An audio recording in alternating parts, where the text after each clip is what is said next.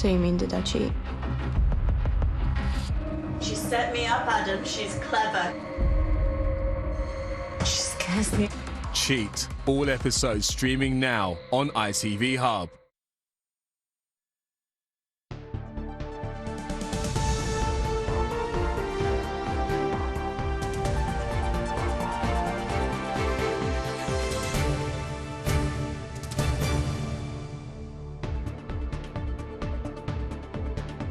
Good evening and welcome to Granada Reports. A man given a suspended sentence for the manslaughter of his terminally ill wife has repeated calls for a change in the law around assisted dying. Graham Mansfield formed a suicide pact with his wife Diane, who had stage 4 lung cancer.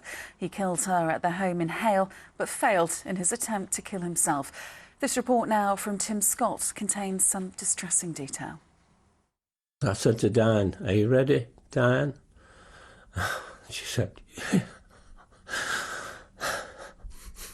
So I did it. Every fibre of my body was telling me not to do it. But I knew I had to, the state that she was in. Reliving the moment he took his wife's life, but Graham Mansfield says he was following her wishes. It came after Diane Mansfield had been diagnosed with terminal lung cancer in 2020. As her health got worse by the day, the couple entered into a suicide pact. Diane said to me, "When things get too bad for me, will you kill me?" And I said, "Yes, I will, Diane." We were in tears, you know. And I said, "Yes, I will, Diane, but on one condition, that I die with you." And that's where we made our suicide pact. Diane and Graham were married for over 40 years. They shared everything together and were in a happy, loving relationship to the end. I said to her, "Diane, if somebody was to say to you in your very early 20s that you're going to get married, you're going to have a wonderful, happy marriage, but it's all going to stop when you're 71, what would you say?" And she said, "I'd grab it with both hands." Their suicide pact was sealed, and in March last year, Graham killed Diane, cutting her throat as she sat in their garden in Hale. I came round, sat next to her, put my arm round her. I said, "Diane, what have I done?" Told her I loved her. And then I said, "Well, Diane, it's my turn now." I could see the Beetham Tower lights, you know, the red lights on top. And I thought, that's the last thing I'm going to see on this planet. And with that, I did it.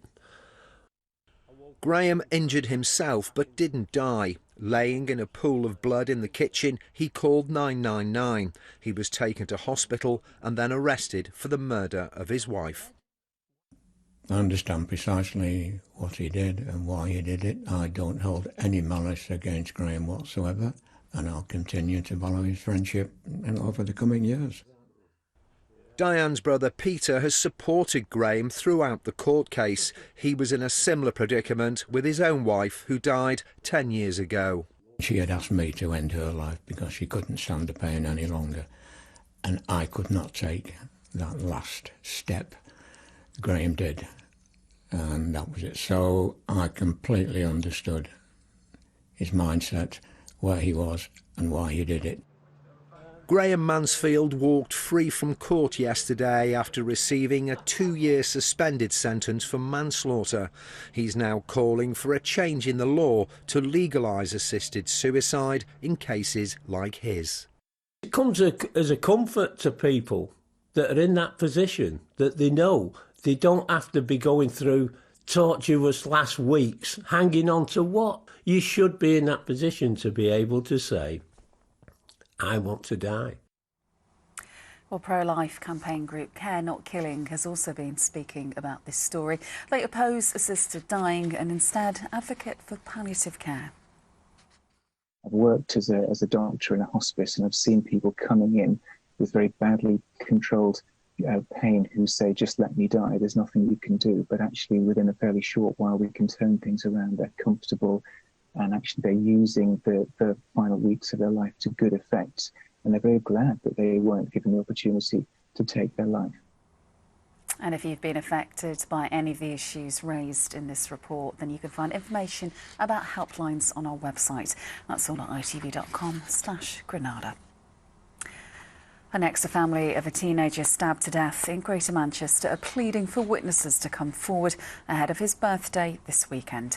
16-year-old Kenny Carter died as he walked home alone in Stretford in January. A number of arrests have been made since the incident. His family say they can't move on until those responsible are brought to justice. It's like 6 months on. Get up every day and wait for the phone to ring, see, feeling, is there going to be any news today? But nothing. And we just feel like we're sat here and nothing's happening to the person that's actually took our son's life away from him. Well, the former Liverpool chairman and owner David Moores has died at the age of 76. In his 16 years as chairman, he saw the club win 10 major honours and became honorary life president after selling his majority stake in the club in 2007. In a statement, the club said they were deeply saddened to learn of Mr Moore's death. Now, an iconic landmark in Rochdale under threat of demolition could be saved. The future of the Seven Sisters flats has been in doubt since plans for demolition, 4 of them were announced as part of a regeneration plan. They may yet be saved after previous owners of council said it was exploring the possibility of buying them back. We need to be tackling the housing crisis head on, and bringing back Seven Sisters into council control would be one of the greatest ways that we could do this moving forward. We've got 8,000 applicants on the waiting list right now. That's an equivalent up to nearly 22,000 people. Now, a lasting tribute to Sir Ken Dodd has been unveiled at one of his favourite venues. The statue at the Grand Theatre in Blackpool was revealed by his wife, Lady Anne. Sir Ken had played there many times during his long career. And a host of comedy stars and friends turned out to admire the likeness to one of the North West's best-loved comics, as Rob Smith reports. Woo! Oh, isn't that wonderful? On stage again, immortalised in bronze, Sir Ken Dodd. Generations of theatregoers will see him and his tickling stick in a theatre he saved for future generations. Blackpool's Grand was threatened with closure in the 1970s. The legendary comedian played fundraising shows to protect it. Ken Dodd! Part of a 63-year, 2,000-show career in the resort. His widow, Lady Anne Dodd, thankful to the theatre and sculptor. He wasn't a big head. He was a performer, he was proud of what he'd achieved, but he'd be just so honoured. He was quite a humble person in many ways. It was so perfect, the only thing, the hair looked a bit flat, so I said, could you just tickle up the hair a little? But he said one of the hardest parts was actually the tickling stick. Anyone in from Lancashire? Oh, well, you'll recognise tripe when you see it. Sir Ken's performances were recognised as masterclasses by many fellow stars. Stars who waited on every word of shows stretching past midnight. Stars who had to be at today's unveiling. I think he meant a lot to people on their holidays, because they'd look forward not only to going to Blackpool or to wherever, but to go and see Doddy. And I remember going, I think it was at the Philharmonic Hall one time, and he'd been on stage for about 2.5 hours. And it was this old couple, and they were coming out, and one of them said to the other, "Oh, that's the best show I've ever seen in my life." And I said, "Excuse me, that's only the interval." The resort honoured Doddy with his own patch of its comedy carpet in 2011, celebrating the nation's best-loved jokes and catchphrases. Now theatre staff feel they're playing their part too. It just brings back brilliant memories of watching 7-hour-long performances and missing the last tram home, you know. It's really great that his spirit's going to live on here in the theatre, in the dress circle entrance for forever, actually, for people to enjoy. Part of a performance space he adored is now always his. Rob Smith, ITV News, Blackpool. Yeah, it wouldn't be right without that tickling stick, would it? Great stuff. Let's see what the weather's doing. Here's Joe.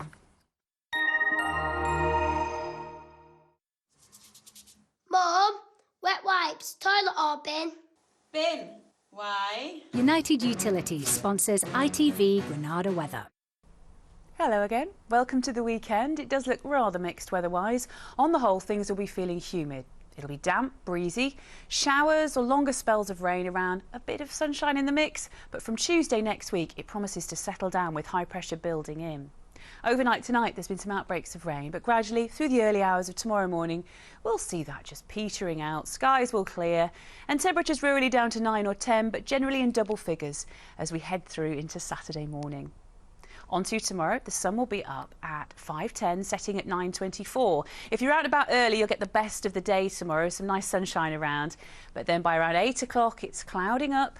Rain will move into the Isle of Man, spreading its way eastwards across most places during the afternoon, but petering out as well, becoming more drizzly. It's damp, breezy, and at best humid, 21 or 22 degrees tomorrow afternoon.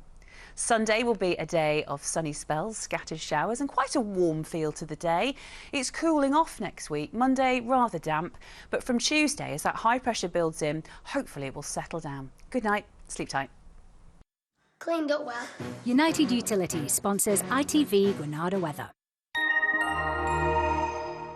Thanks very much, Joe. Well, that's it from us for this evening. Enjoy your weekend. See you soon. Bye-bye.